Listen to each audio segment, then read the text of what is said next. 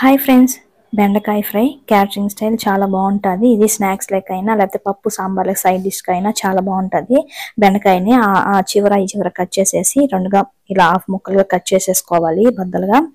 తర్వాత అందులో ఒక బౌల్లో యాడ్ చేసుకొని 1 స్పూను కార్న్ఫ్లోర్, 1 స్పూన్ మైదా, 1 స్పూను శనగపిండి, ఇంకా కొద్దిగా రుచికి సరిపడినంత సాల్ట్, ఒక 1/2 స్పూన్ కారము, ఒక 1/2 టీ స్పూన్ అంత గరం మసాలా, కొద్దిగా చిటికెడు పసుపు వేసి కొద్దిగా వాటర్ వేసి కలిపేసుకోవాలి.